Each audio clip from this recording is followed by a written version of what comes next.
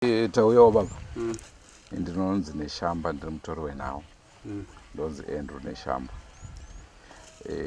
Saka tanga tiri kufambira nhau iri kutaurika yepoison chichi, saka tikatekedza tisvike kwamuri tinzwe kuti muri kuizivawo here nhau iyi zvakamira sei. Nhau iyo iri kunzi yakaitika rini iye kupi?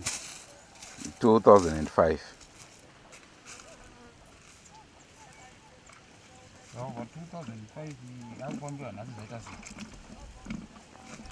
Aiwa, tiri kuita kuti tiuye inhau yakutobuda izvinezvi nekuti semaziro amunoita kana nhau dzichinvhovha zvakaita sengozi chichi, ngozi inogona kutora kana 20-30 years isati yabuda.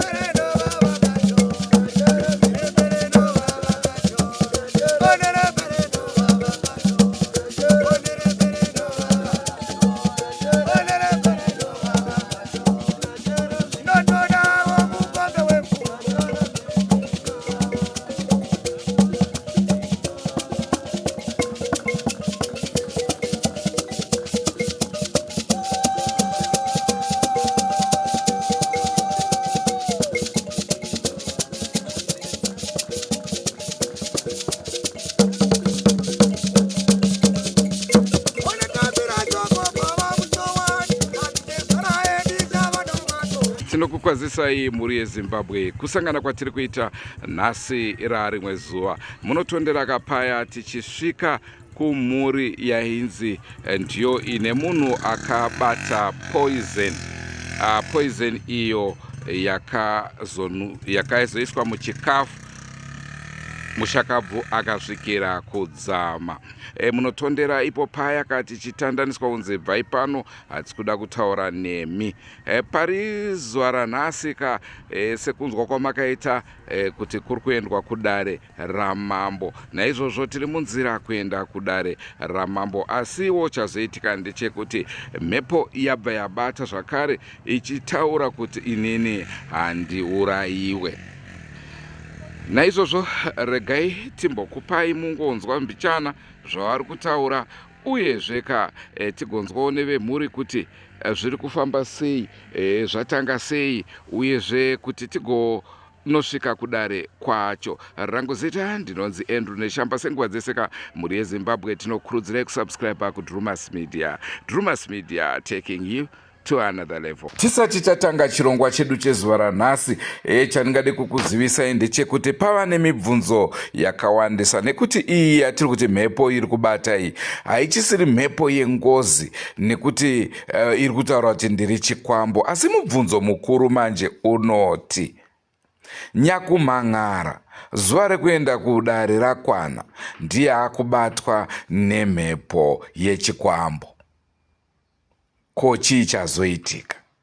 A day before ndopatanga kubata mhepo iyoyi. Saka zvinobva zvatishamisa kuti ko ndiani ari kukonzeresa izvozvi? Kana nguva yese munhu anga asingabatwe nemhepo, musi wokuti kwakuendwa kudare mhepo yechikwambo yabva yatanga kubata.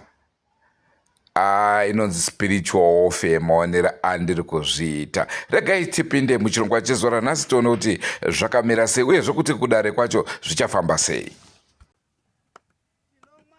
Dzimba dzisiri dzedu kana tasvika kuna ana mhando yetichamwa.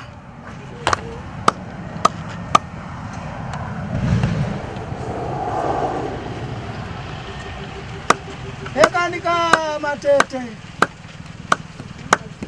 kwaichakwega nkondo sadza wakabvira kubikira kurefu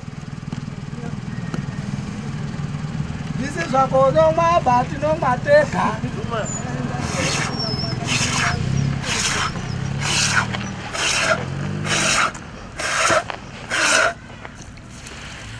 Aiwa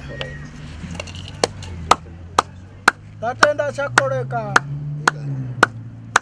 Aiwa muhwezvata uona.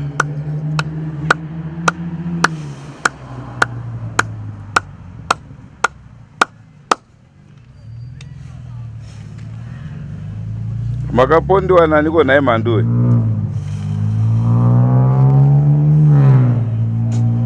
Ndichaisa manja Manduwe tati takureketa ba.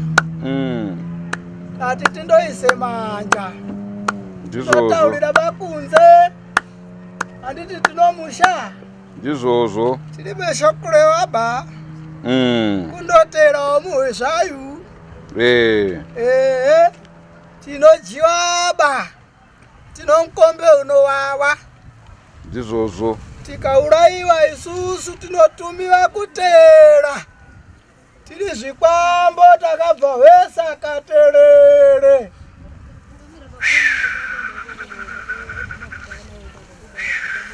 Tati tinoreketa baManduwe. Tokureketa tinato. Kunotatonolewa. Totipaika.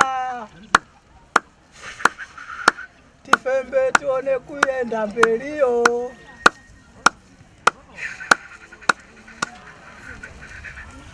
Uya chuma. Tichaisa umuno ba. Aiwa, raoneka chuma.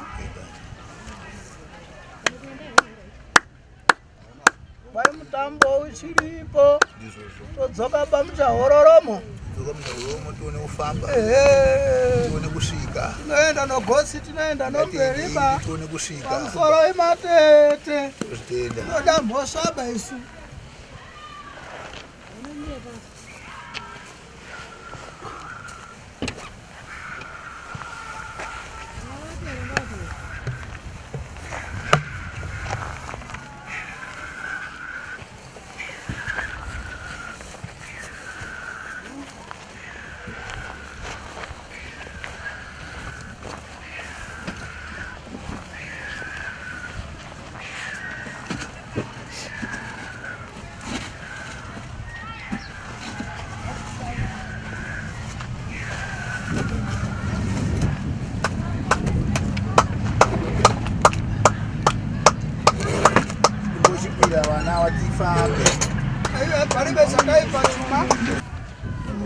Takati kuri kumanheru kuma10 ndakagara naye kushopu kwamakatisvikira tiri kwekwe.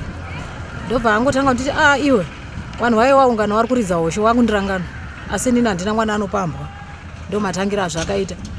Vatongodona vadonha vati ndini zvokomborero ndakaurayiwa, ndauya handipambwe ba, wada kundivhara. Ndopa ndakazodaidza vamwewo ndikati uyai mutionero zvavari kuita kusvika zvatiri izvozvi. Nepatiri nhasi ndo zvavari kungoita izvozvo. But hapana zvavakataura kuti ndakaurawa naNhingi sei. Vari kutaura kuti ndakaurayiwa nevanobva kuDowasuro.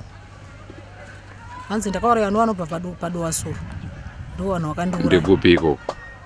Dowasuro pakaunye. Hanzi makaunye muDowasuro ndo muno rudzi wakandiuraya. Asi huri rudzi rwakamonere. Zvavari kutitaurira. Asi havana kumbohinta here kuti tiri kuenda kudare zvichamira zvakadai? Wati handei kurudzi wangu wekwaNyamuziwa kumatare enyika ino ndonokurukura zvakanaka. Ndosvikawo ndo kune madzibaba angu ndotaurirwa dare redu ropatsanuka zvakanaka.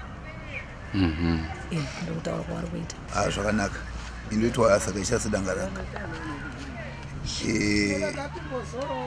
Danho rasvikaba nderekuti mukomana ari kuti inini ndiri gamba romusha ndauya kuzorwisa.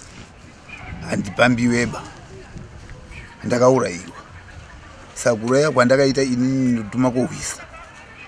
Sezvinoita pachikaranga kuti chikaranga zvachinoita kuti vanhu vanotsvaga zvavanotsvaga kuti zvizovanunurire. Saka ari kuti inini ndakaurayiwa kuvhima, ndakaenda kuvhima kotsvagawo zvokuvhima kuti ndivhime.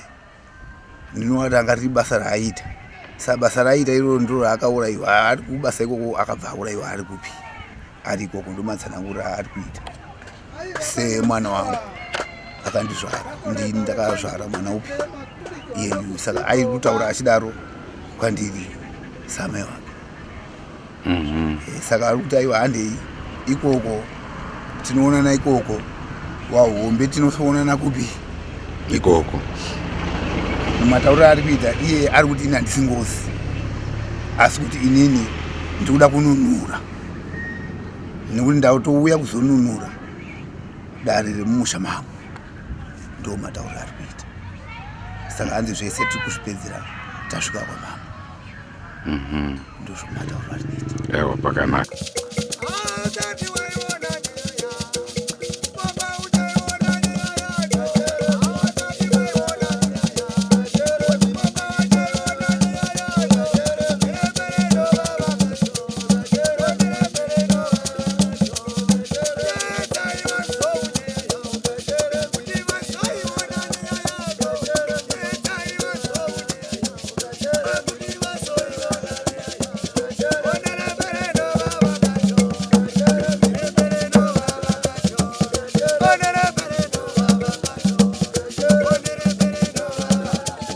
hunguka amuri yezimbabwe ndozvatakupai. Regai pari zvino kati tichisvika kudare ramambo tinonzwa kuti zvinofamba sei, uyezve ivo vacho vari kuramba mhosva dzavo tinzwawo kuti vanenge vachiti kudini.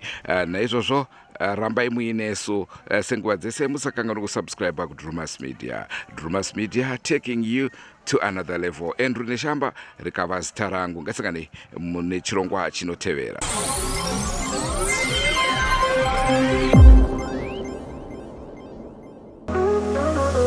Drumas Media climbing high, touch the clouds, kiss the sky. Built on dreams, no alibi. Andrew's name like a battle cry. Stacks of passion, bricks of grind. Every move with purpose designed. Taking steps where stars align. This is the future we redefine. We're on another level, pushing past the pedal. Andrew Neshamba, lighting up the ember. Another level.